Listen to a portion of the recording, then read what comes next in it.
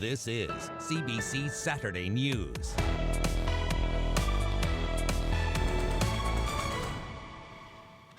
Good evening, I'm Marivelle Tarouk. We begin tonight with developing news from El Paso, Texas. Multiple people have been killed and multiple others wounded in a mass shooting. Police have one suspect in custody. They say a gunman opened fire on people out doing their weekend shopping. Stephen D'Souza takes us through what happened. A busy Saturday afternoon, a day to shop and run errands, turned into a nightmare in El Paso, Texas. He's over here in the others. Amidst the chaos and uncertainty, staff try to direct shoppers to safety. It was pretty scary, you know. You see it on the news, you don't think about it. But when it hits you, it hits you. And I have my two kids, so we were on the floor for a while. So we decided to make a run for it, and we ran outside. As people fled the scene, heavily armed police officers swept the mall, searching for the shooter. It's weird when you actually live it. It's a different story. Your heart races out, and you start thinking about everything. Everything flashes before your eyes. In the fog of the early moments, there were reports of multiple gunmen. At this time, we have ruled out multiple shooters. It's still active, but as of right now, we have one person in custody. Less than a week after 3 were killed at a festival in California, this mall is now the latest in a long list of mass shooting scenes in America. As police look to find those who hid, hoping the next person with a gun they'd see would be there to help, not kill. This is a large crime scene, a large area, so we are systematically going through it and making sure that anybody in the area, number one, we're ruling out that no one is a suspect, and we're also making sure that those people that were separated or hurt are getting the care that they need. At a union forum in Nevada, Democratic candidates were shaken as they learned of the shooting. We seem to be almost accepting this idea that these are going to be a regular occurrence. And so I have had enough of this. Former Congressman Beto O'Rourke is from El Paso. Incredibly saddened, and it is very hard to think about this. Police say a rifle was used in the attack and would only say the shooter is male. No talk yet of age or motive. As America begins to process yet another mass shooting, what the Texas governor called a heinous and senseless act of violence. Stephen D'Souza, CBC News, New York. A 29-year-old motorcyclist was killed after colliding with a van in Etobicoke last night. It happened around 10:30 in the intersection of Islington and Beaumont Heights, just south of Finch. The man was rushed to a trauma center in life-threatening condition. He later died in hospital. The driver of the van remained on scene, and no charges have been laid. And in Scarborough this morning, a man is seriously injured after he slammed his car into a commercial building. It happened on Middlefield Road between Compass Court and Scottsfield Drive around 5:30 a.m. Police are still trying to figure out why the crash occurred. And in the downtown core, 3 people have been taken to hospital after a vehicle struck 2 pedestrians before hitting a pole. It happened at the intersection of Bay and King at around 3 p.m. just this afternoon. Magda Gabrisalasa is live there for us tonight. So Magda, just explain what happened there. Well, that's exactly what police are trying to piece together, as you can see behind me. But what we've been told so far is that the vehicle was traveling eastbound here on King Street when suddenly the car jumped the curb, was on the walkway where there were several pedestrians, and that's when the vehicle hit those pedestrians. As you can see behind me, it then struck that structure there. EMS tell us that they transported 2 people to hospital, that 1 person was treated here at the scene. And as for the driver, we're told that he was in and out of consciousness, but was taken to hospital with non-life-threatening injuries. He now may face charges. Here's more from police on the driver and those victims. They're all fairly young people, appear to be in their 20s, but I don't have any direct information and knowledge about those pedestrians. What I can tell you is that the pedestrians do not have any relationship with the driver. I can tell you that the driver now is presently under arrest for impaired driving, and one of the pedestrians that are struck is in very serious condition. Now, this area has been blocked off for a couple of hours now as this happened around 3 o'clock. The area From King Street from Bay to University is blocked off to traffic. And of course, that also is affecting the streetcars here. There are detours. And so at this point, Maribel, we don't know how long this will go on, how long investigators will be here and how long the road will be blocked off. Maribel? And all this on a very busy Saturday. Thanks for the update, Magda. You're welcome. Ontario Provincial Police have joined the manhunt for 2 BC murder suspects. The force has assigned a team to look into tips coming from Ontario residents. It's also working with the RCMP in trying to locate Briar Schmigelski and Cam McLeod. The 2 were last seen in Gillam, Manitoba 2 weeks ago. To lift the spirits of residents in that town, a local artist has painted a mural, and he says he's received a lot of positive feedback. I've had plenty of locals already go out and view it. I've gotten plenty of comments about the colors especially. People love the color work I did on there. Dakota Masson, a Fox Lake Cree Nation band member, used spray paint to make the mural. He says Gillam has been under a dark cloud since it became the focus of the manhunt. And in his words, he wanted to give local residents something bright and nice to look at. Well, if you were anywhere near downtown today, you knew it was happening. Tens of thousands of people lined the lakeshore for the Grand Parade. Talia Ricci joins us now live from the festivities today. Lots going on around you, clearly, Talia. So how are things going right now? Well, Maribel, you can see I've clearly made some new friends here tonight. There's been multiple events celebrating Caribbean culture throughout the month of July, but this is really the crux of the celebrations. It draws thousands of people to the city, and the massive parade event lasts nearly 12 hours. We even met some people today who traveled north of the border just to be a part of it. They're the sights and sounds that Toronto has known for a long time. 52 years to be exact. We are the largest cultural festival of its kind in North America, so it is just an experience, all in its own, I should say. So it's definitely a fun experience. You come out, you dance, you have a good time, and it's a beautiful show to watch with all of the amazing costumes. The ornate, colorful, and bejeweled costumes finally have their time in the spotlight after months in the making at the Grand Parade. And while they may be the most visual element of the celebrations, there's other important focal points too. For me, it's being able to rep all our different kind of cultures and countries and everyone coming together and just having fun. For me, it means freedom and family. And it gives us an opportunity. We all work so hard throughout the year and during our regular jobs and our regular lives, but this gives us an opportunity to all come together and be united. The festival's highlight event drew some participants to make a special trip north. For the culture, we just wanted to see what it was like here. And now I'm going to be going to all carnivals everywhere. All the different colors, all the different heritage is very important to me, being an African American living in the U.S., to see my culture expressed in different ways, and this is the perfect way to express it. Expression of culture, art, and music, turning Toronto streets into the stage and inviting everyone to enjoy the show. Our carnival is the carnival of freedom and diversity, so we really try to allow everyone to come in, and we welcome everyone. Now, these celebrations will go well into the night, and if you're planning on heading downtown, you might want to give yourself a little bit of extra time. A portion of Lakeshore Boulevard west from Colburn Lodge Drive to Bathurst Street will remain closed until 6 a.m. tomorrow. Maribel? All right, one of the most vibrant things going on in the city this weekend. Thanks, Talia.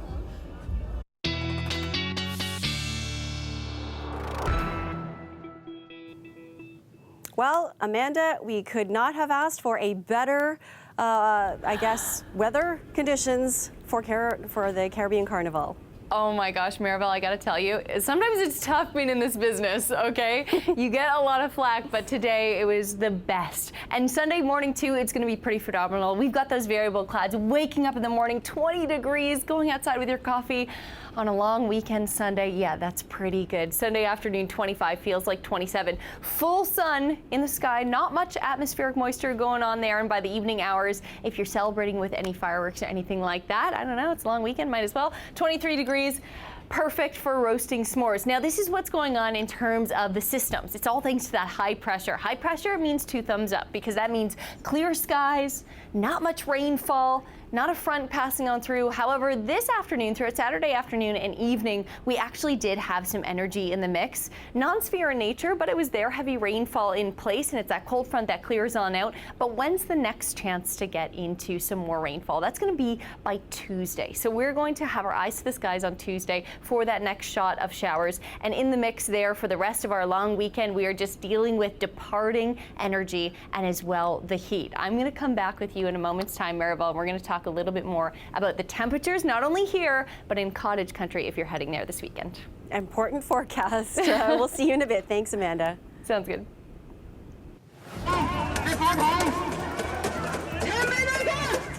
Well, clashes between police and protesters erupted again in Hong Kong. Demonstrators caused traffic chaos today by temporarily blocking access to a tunnel. We'll have the latest for you coming up on CBC Saturday News.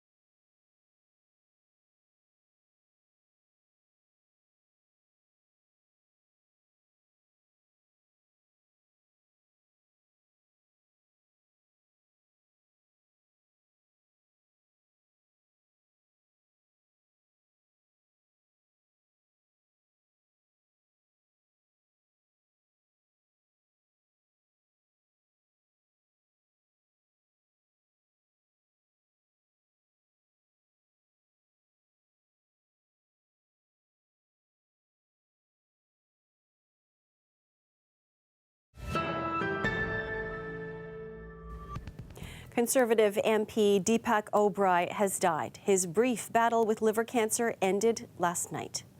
O'Brien immigrated to Canada with his family in 1977. He had represented the riding of Calgary Forest Lawn since 1997 and had served as the Dean of the Conservative Caucus. He was the longest-serving Indo-Canadian MP in Ottawa. Deepak O'Brien was 69 years old. After 11 years behind bars in Iran, a Canadian permanent resident is back in Vancouver. Saeed Malikpour was arrested in 2008, accused of setting up a website that was used to post pornography. But he maintained his innocence. His supporters say he was tortured in prison to force a confession to crimes against Islam.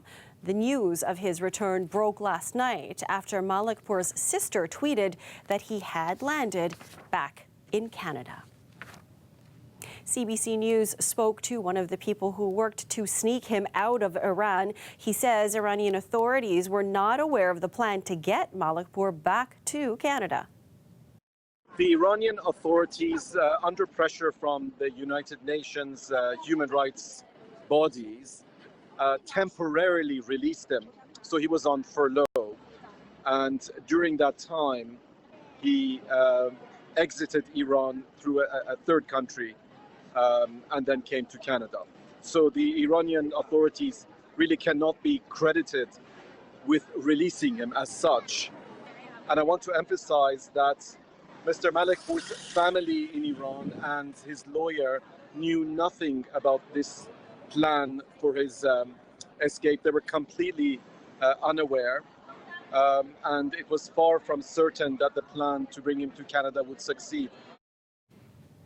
Clashes between police and protesters erupted in Hong Kong again today. Police fired tear gas at demonstrators after they vandalized a police station. CBC's Lorenda Redekop has more on those clashes. A fire set outside a police station in Hong Kong in front of tens of thousands of demonstrators wearing the protective gear that's become common at these protests. Later, riot police came out in force. Demonstrators say police are abusing their power. Government didn't answer us. I think we will keep fighting. We will not give up. These protests started with a controversial bill that would have allowed extraditions from Hong Kong to China. Last month, the government suspended the bill, but the protests continued. Demonstrators argue people are losing their freedoms and accuse China of meddling. All this as the Chinese military flexed its muscles, posting a video on social media of soldiers conducting anti-riot drills. Plus, a rally by thousands of police supporters today. Many here moved from mainland China and support the Chinese government. Here in Canada, people also spoke out, most originally from Hong Kong. This is the first of 2 days of rallies planned here in Canada supporting the protesters. Here you see those same symbols of the resistance, the black T-shirts and also the yellow umbrellas. It's disheartening. I feel that the police force is being forced to face the people because the government just do not choose to listen to the people. A lot of frustration, I guess. To see that it's the places that I knew, the places that I love had been in chaos every day. Free Hong Kong! Free Hong Kong! Rallies are being held in several Canadian cities, including Montreal. One of the demonstrators there also took to the streets of Hong Kong 2 months ago. As a Hong Konger, our core value is democracy and freedom, and the Hong Kong government is trying to take them away from us. In Hong Kong, more demonstrations are planned for tomorrow. Then on Monday, demonstrators want people to stay away from work and school in a mass general strike. Lorenda Redekop, CBC News, Markham. Here's a live look at the Toronto skyline, 28 degrees right now. Can we expect the same for cottage country? Well, Amanda's back with another look at the weather after the break.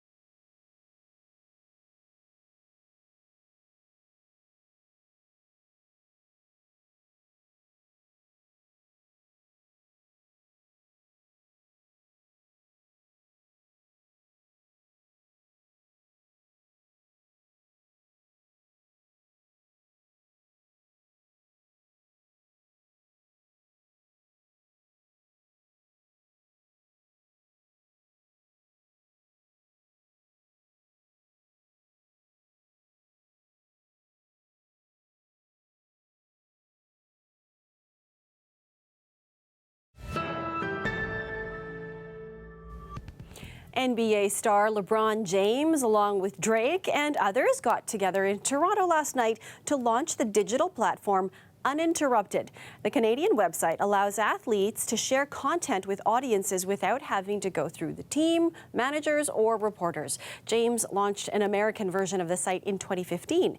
As Yelena Adzik tells us, it'll produce podcasts, documentaries, shows, and more. It's a power play that unites two of the biggest influencers in the worlds of sports and entertainment. LeBron James has nearly 51 million Instagram followers, and Drake's got that number at 59 million. So when they recently launched the Canadian wing of the Uninterrupted platform, fans across the country were paying close attention to what the NBA superstar had to say.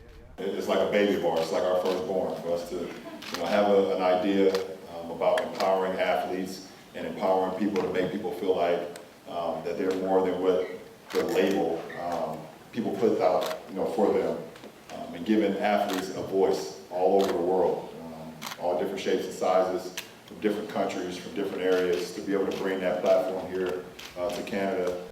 So exactly what kinds of stories are we talking about? Well, it could be anything from an NBA player's experience of fasting during Ramadan to their takes on fashion.